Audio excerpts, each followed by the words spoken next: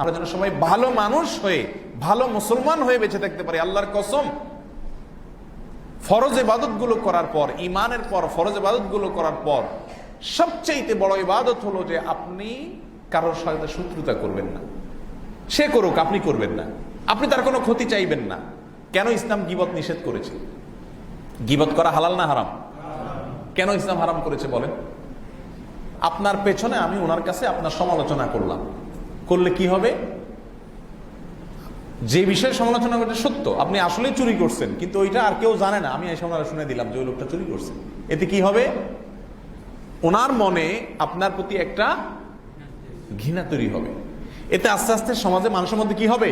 দ্রুত তৈরি হবে। এই জন্য ইসলাম বলেছে, তুমি কারোর দোষ যদি দেখে থাকো, তোমার বুকের ভিতরে হজম করে রাখো, কাউকে বলিও না। মান সাতারা মুসলিমা, যে ব্যক্তি কোনো মুসলমানের দোষকে ঢেকে রাখবে, প্রকাশ করবে না আল্লাহর জন্য, কিয়ামতের দিন আল্লাহ তাআলা তার হাজার হাজার দোষ মানুষের সামনে প্রকাশ করলে সে বেজ্জত হয়ে যাবে।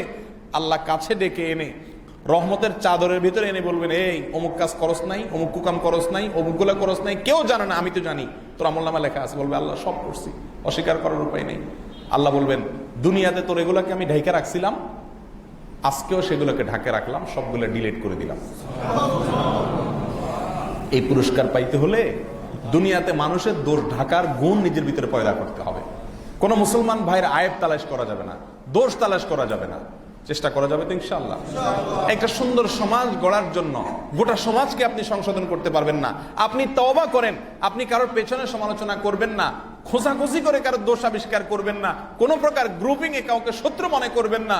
সবাই আমার মুসলিম ভাই, এই উদারতা নিয়ে চলবেন। তবে হ্যাঁ, অনুসরণ করার ক্ষেত্রে অবশ্যই সত্য এবং সঠিকের উপরে থাকবেন, কোরআন এবং হাদিসের উপরে থাকবেন। সেটার উপরে প্রতিষ্ঠিত থেকে যারা বিপদগামী আছে, ভুল পথে আছে, তাদের জন্য দোয়া করবেন, আন্তরিকতা রাখবেন, দয়া মায়া রাখবেন, কাউকে প্রতিপক্ষ বা শত্রু বানাবেন না। লা তাহাসাদু ওয়ালা তাবাগাদু ওয়ালা তাদাবারু ওয়া কুনু ইবাদাল্লাহি ইখওয়ানা।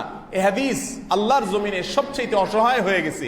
এই হাদিস আমল এটার দুনিয়া থেকে বিলুপ্ত হয়ে গেছে। মুসলমানরা আমরা মুখে আওড়াই, কিন্তু আমল করি না। চেষ্টা করা যাবে কিনা ইনশাআল্লাহ।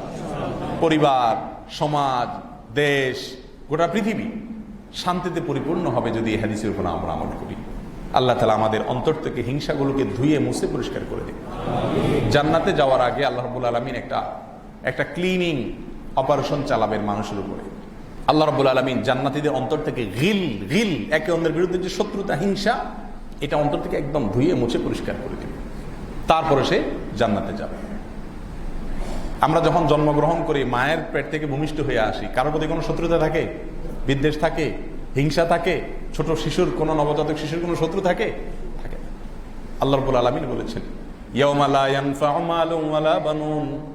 তোমার বহু সন্তান আছে, একজন ম্যাজিস্ট্রেট, আরেকজন অমুক, আরেকজন তমুক, বহু সন্তান, বহুত বড় বড় পদে আছে, অনেক সম্পদ দুনিয়াতে করছো, কিয়ামতের দিন এগুলোর কোনটা কাজে আসবে না। ইল্লা মান আতাল্লাহ বিকলবিন সালিম। কিন্তু যে ব্যক্তি আল্লাহর কাছে একটা মন নিয়ে যাবে, কি মন? যে মনটার ভিতরে কারোর প্রতি কোনো হিংসা নাই, বিদ্বেষ নাই, শত্রুতা নাই, কারোর প্রতি নাই, ফ্রেশ একটা মন নিয়ে যে আল্লাহর কাছে যেতে পারবে, এই মনটা তাকে আখেরাতে মুক্তি এনে দিবে আল্লাহর কাছে। ফ্রেশ মন। ছোটবেলায় যেরকম একটা ফ্রেশ মন নিয়ে দুনিয়া থেকে আসছেন নবজাতক শিশু হয়ে, যাওয়ার সময় যদি এরকম একটা মন নিয়ে যেতে পারেন, কারোর প্রতি কোনো বিদ্বেষ না থাকে, আপনি জান্নাতি হবেন। এক ব্যক্তি হেঁটে যাচ্ছে, রাসূল করিম সাল্লাল্লাহু আলাইহি ওয়াসাল্লাম বলেছেন, তোমরা জান্নাতি লোক দেখতে চাও? বলে, হ্যাঁ ইয়া রাসূলুল্লাহ, দেখতে চাই। বলে যে, এই লোকটাকে দেখো, ওই যে যাচ্ছে মসজিদের সামনে দিয়ে, এই লোকটা জান্নাতি। রাসূল বলে দিচ্ছে এই লোকটা জান্নাতি। সাহাবীরা পাগল হয়ে গেছে ওই লোকটার রহস্য আবিষ্কার করার জন্য। কি করে এই লোক যে জান্নাতি? রাসূল বলে দিচ্ছে। তাকে মনিটর করা শুরু করলেন, তার আমল, তার কাজ কাম। সাহাবীরা মনে করছে এই লোক মনে রাতে রাত্রে ঘুমায় না, সারা রাত দাঁড়ায় নামাজ পড়ে, সারাদিন রোজা রাখে, শুধু দান সদকা করে, শুধু ভালো কথা বলে, মনে হয় এই লোক এই কাজই করে সারাদিন, এই জন্য জান্নাতি বলছে রাসূল। এই জন্য তারা আমলকে মনিটর করার জন্য সাহাবীরা খুব চেষ্টা করছে, কিন্তু তারা আবিষ্কার করতে পারলেন না যে বিশেষ কিছু করে। দেখলে আমাদের মতোই তো, মসজিদে আসে, 5 ওয়াক্ত নামাজ পড়ে, বাসায় চলে যায়, কাজ কাম করে, সাধারণ মানুষ, বিশেষ কিছু তো নেই। তাহলে রাসূল এই লোকটা জান্নাতি বললো, কাহিনী কি, বেশ কমটা কি? তখন সে লোকটা ধরছে সাহাবীরা, যায় বলছে, ভাই দোহায় লাগে, তুমি গোপনে কি কি করো একটু বলো ভাই, আমরা তো কিছু বাইর করতে পারলাম না, বলো। লোকটা হেসে দিছে, দিয়া বলছে, ভাই তোমরা যা করো তার চেয়ে একটা কাজও আমি অতিরিক্ত করি না। তোমরা নামাজ পড়ো, আমি নামাজ পড়ি, তোমরা রোজা রাখো, আমি রোজা রাখি, অতিরিক্ত অনেক নফল আমল করি, নফল নামাজ পড়ি, তাহাজ্জুদ পড়ি, দান সদকা করি, নফল রোজা রাখি, আল্লাহর কসম এগুলো আমি করি না কিছু, তোমাদের মতোই নর্মাল আমি। তবে একটা জিনিস আছে আমার, সেটা হলো আমি ক্ষণিকের জন্য একটু চিন্তা করি যে আমার আল্লাহর জমিনে কোনো শত্রু আছে কিনা, কারোর প্রতি আমার কোনো ক্ষোভ আছে কিনা।